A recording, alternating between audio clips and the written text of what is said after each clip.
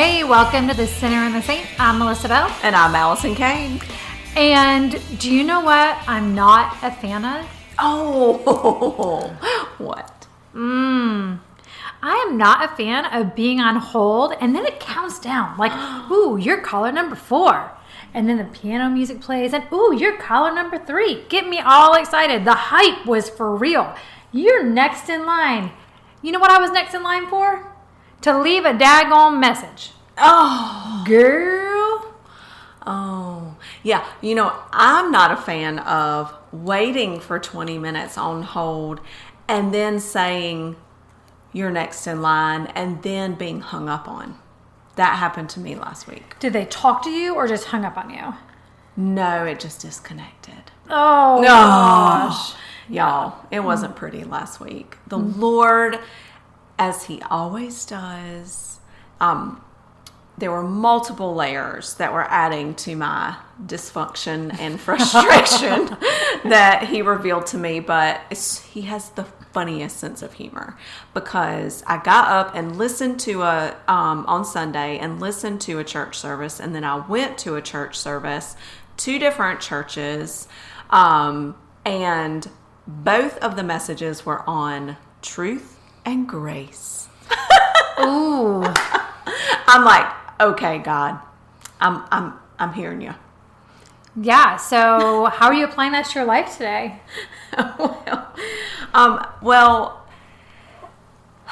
as we've mentioned before, I think it's easier to give grace to other people. I think I was having a hard time extending grace to others because I was so frustrated, but I was most definitely having trouble extending grace to myself because I wasn't being as gracious to other people as I would like to be, but I was just so dang frustrated. Yeah. Sounds like you needed a glass of wine or a bottle. I needed a lot. I've now I'm up to 4 books that I need to go through, devotionals, Bible readings, and that sort of thing. So I'm on some good medicine. Scripture and devotions, but now I'm up to 4 books in the morning. Oh my gosh, how long do you spend every morning? But it's the best kind of medicine, trust me. Yeah. Right now, You know, what was that thing you posted a while back about goals for the day? Don't cuss and don't kill anyone. Cuss less and don't kill anyone. Yes. I'm setting, the bar low for myself. That's not low. I think that is a valiant effort in my life. Hey. Oh, gosh. But do you know what I want to say about that? What? Wait. Oh, it didn't go. No. Y'all, I had the best sound effect for us. You can fit it in again. Okay. I'll try. So today, I wanted to kind of pull in Jeremiah 38, starting kind of at the beginning where we're kind of throwing in Jeremiah and some more of his stuff. And in this portion of Jeremiah, we once again see the people getting fed up with the doom and gloom predictions from Jeremiah. Keep in mind, y'all, Jeremiah was hearing these things from God, so he was just doing what God told him to do. So if you're checking in, Jeremiah was a prophet of God that God was speaking to and say, hey, here's a really crappy message. Can you go tell the world? And Jeremiah just trudged on out there and told them about themselves, right? Yes, but holy cow. But like last week, he got to have a little bit of fun telling, what was his name? Hananiah about himself. So if you didn't listen to that episode, you might want to go back and listen. So Jeremiah is causing such a stir in these verses at the beginning of 38. Here's what it says. The officials told the king, please kill this man. He has got to go. He is ruining the resolve of the soldiers who are still left in the city, as well as the people themselves, by spreading these words. Basically, truth. This man isn't looking after the good of this people. He's trying to ruin us. Total opposite, but I'm sure it feels like it. So the king, totally caved in. He's like, okay, if you say so, go ahead, handle it your way. You're just too much for me. Moving on. Sick of listening to you. What I hear is they can't handle the truth. There you go. That's exactly right. So they take Jeremiah and they throw him into a cistern. Whoa. What's a cistern? Like a well. Okay. Only, the thing is, there's no water in the well. Well, at least he didn't drown.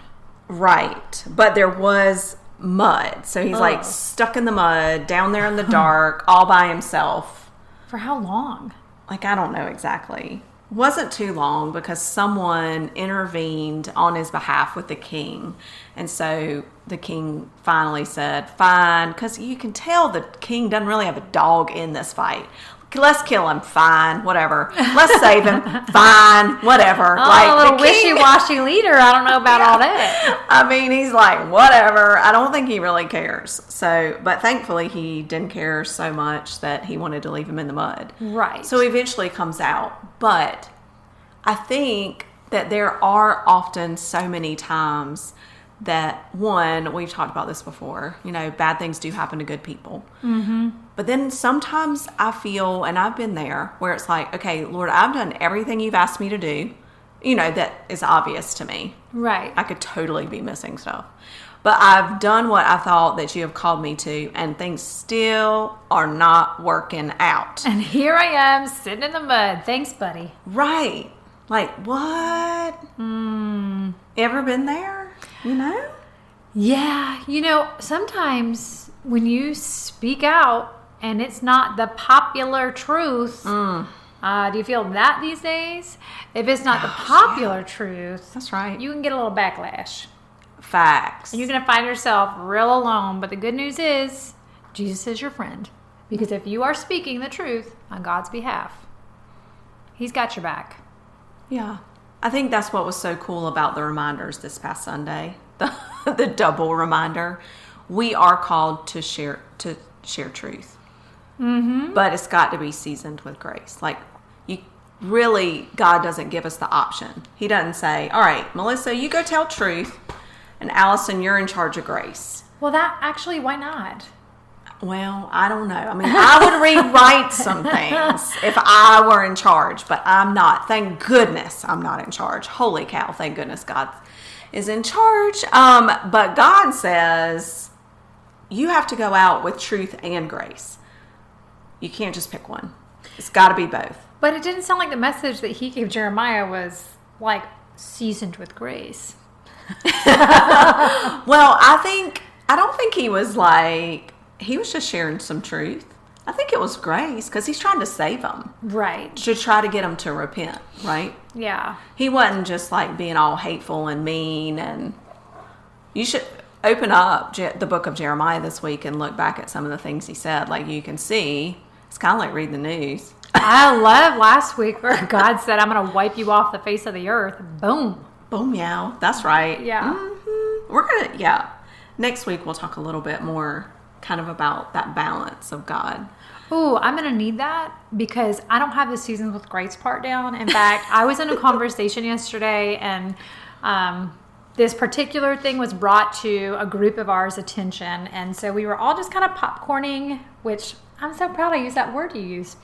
Popcorning little answers and ideas. And I literally had to say, do you want to know what the sinner would say? Oh. And so I just... I like how you use the third person. Right, the sinner. Because there are two parts of me. Like, the sinner would like for you to know. And so when I got done, they were like, wow, yes, that is so true.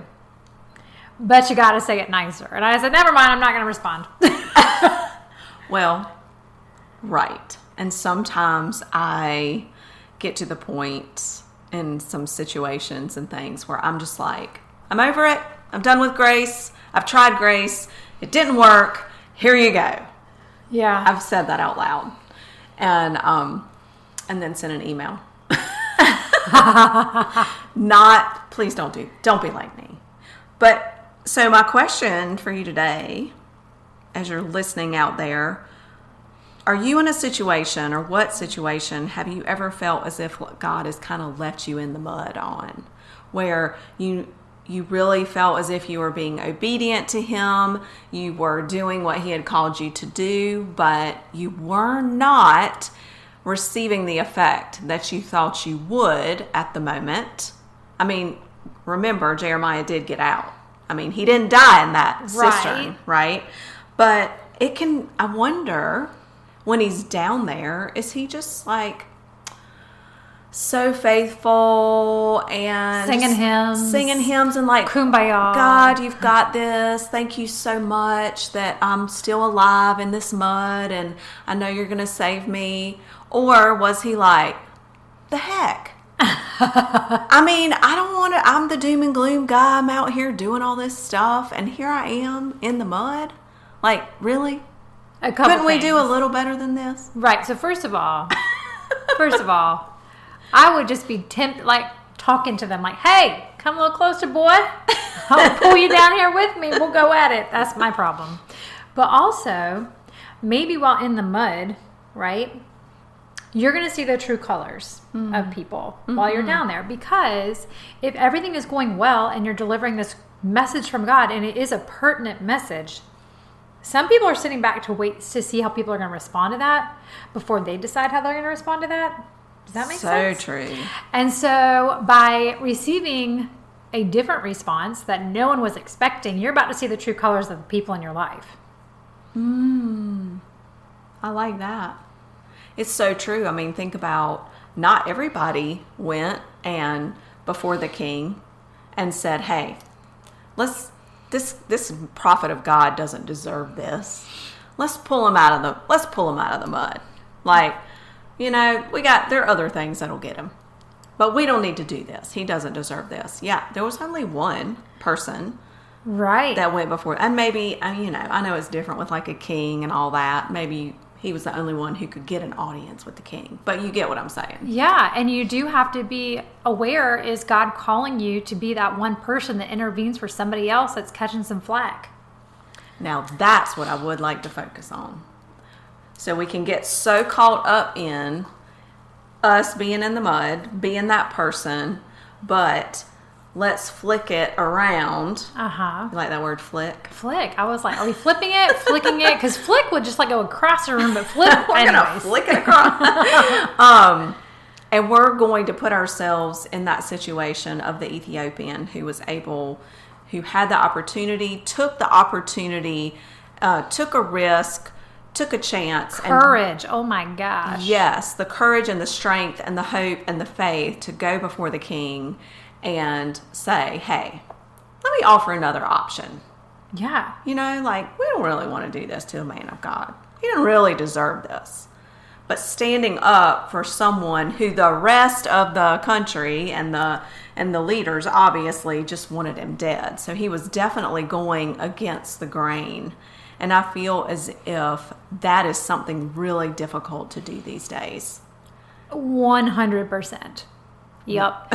I mean, they didn't have social media back then and 24-hour news channels. And keyboard warriors. And next door neighbor. And Facebook and blah, blah, blah. And it was bad enough, just word of mouth for them. Yeah, you know, I would wish that the Bible, like, you know, in passing, they say, oh, this guy went to the king.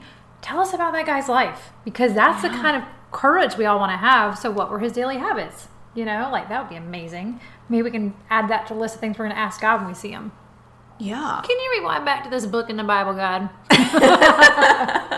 We probably won't even care at that point, right? Yeah, it's just going to be so awesome. But I think the character traits, certainly that man knew what was going on. Yep. He was aware of the situation, so he wasn't hiding his head in the sand. Oh, so you mean he was like paying attention? Mm-hmm. Okay. Which is important because sometimes I feel as if I can get so fed up that I do just like shut myself off from all of those negative things. I may have just done that last week. It felt good for a couple days. And it's healthy. Yeah. We shouldn't not do it. We should be able to know read that meter in ourselves. Mm-hmm. That thermometer of, hey, I think it's time to tone it down in the social media, cut it back a little bit. Maybe not watch the news all the time, right? Just scroll through for 5 minutes and make sure nothing crazy's happened. Right. Hey, y'all, if there's like a hurricane or something coming our way, just let me know because I don't watch that kind of stuff. And I also don't get the alerts because they annoy me. Oh. Gosh, those little like alerts go off in the middle of the night. I just turn it off. Well, usually that's for tornadoes. Well, I mean, like if I was meant to go, all right, God, just say your prayers before bedtime. Just say your prayers. But we have to know what's going on. And I think part of that is, I'm not saying watch the news all the time. I'm just saying be in prayer, be in conversation, be in community. Mm-hmm. You know, those sorts of the healthy ways of being and paying attention to when people bring things up where you can tell their heart is heavy. And if the Lord nudges your heart to intervene in some way, even if it's just to send a card. I mean, obviously we don't, thankfully, as of today, have a lot of people thrown in cisterns that we need to save. I mean, Though I could think of a few. But I probably just would have gotten some rope and gotten them out. Right. You'd be like, come on, Secret boy, let's covert, go. Yeah. you know, Navy SEAL mission. Because I always wanted to be a Navy SEAL. That's right. Yeah. And then I would just have a gun and I would pave the way for you guys. Great. Right. See? Good thing we weren't alive back then. But Things then the may not guards listen. probably would have gotten us. Then we would have all been in the cistern. And then what help are we then? Yeah. So thankful. And maybe he would have gone that way. But he started, that's another thing. He started and took the appropriate actions. So maybe if the king had said no, he would have gone back to the drawing board. And maybe he would have done a, secret Navy SEAL mission to save Jeremiah. If the Lord was still tugging on his heart to save him. Right. But the king did the right thing. Because God had already told the king he was going to do the right thing. Because God is a God of all. So, She is on fire today, y'all. She is on fire. So there are a few things. What else did the Ethiopian man do? I mean, he spoke up. And it makes you wonder, now I want to know what happened when he got him out of the well. Was everyone around there ready to stone him? You know what I mean? I don't know. Here's something that I think about. And this is going to take you to a left turn. So, right turn. Whatever turn you were going, we're going the opposite way. Okay. So, I realized last week that, we're talking about social media, and I try to keep myself at a safe place from that kind of stuff just because I can get all feisty and fired up. And so I'll just scroll through, and then I find myself judging somebody or their post by something they may have previously posted, or the place where I think they're coming from, or the place for which I believe that they stand. But that doesn't mean that everything that they have to say is wrong. That doesn't mean that I can't learn something. But for me, it's just easier to go, oh yeah, I forgot. They believe that, so I don't need to listen to that. Blah, blah, blah. You know what I mean? But really, sometimes God wants us to read something like that, get flustered by it, but then sit with it. Because there is probably some truth in some of it, right? And even if there's not truth, then there's discernment that we are practicing our discernment muscle, and our patience and our grace muscle. Look at me. I didn't even know I was practicing all that. You were doing all of those things. That's why I was so tired last week. It is exhausting. Let's be real. It is exhausting. Some of y'all are exhausting. Do you have any idea how hard it is to keep my mouth shut? And the grace, to be like Jesus takes, not that we're supposed to be just like him, but to try to emulate his grace. It does. I just feel as if it gets harder and harder, and maybe every generation of women has felt this way for a different reason. It just feels like it's gotten harder and harder in my lifetime with the barrage of information and ideas and opinions that you feel are forced upon you. Yeah, and constantly. This is a great time to remind everybody, you don't have to tell everybody your opinion. So we talked about this. Are you saying this for me? No, I'm just kidding. I'm talking about this in previous episodes. We've had this Yeah. discussion. If you don't take a stand, then you must be with them. A wise man once said, truth should always be, you should always tell the truth, but not all truth needs to be spoken. Yes. At the time.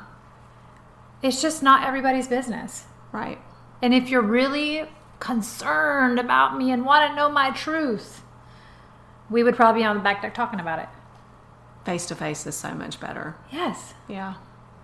I feel like sometimes social media can, and the little posts and the tweets and things like that can be so passive aggressive. Oh, yes. Do we even know where we landed with that? Oh. We're going to have to get back and tell you where we landed with the cowbell or the air horn. Exactly. Yeah. Mm-hmm. I'm still a big fan of the air horn. beginning to like it more and more myself.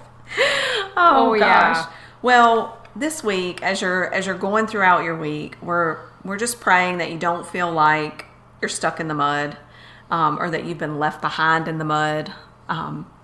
But if you do feel that way, call out to God. He hears you. He hears your frustration. He hears your anger.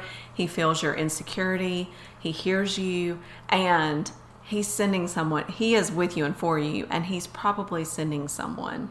And I love that to pull you out of that pit. That someone, this might be the boldest thing they've ever done in their life. And the only way God could get them to move was to put you in a situation where you were sitting in the mud for a minute.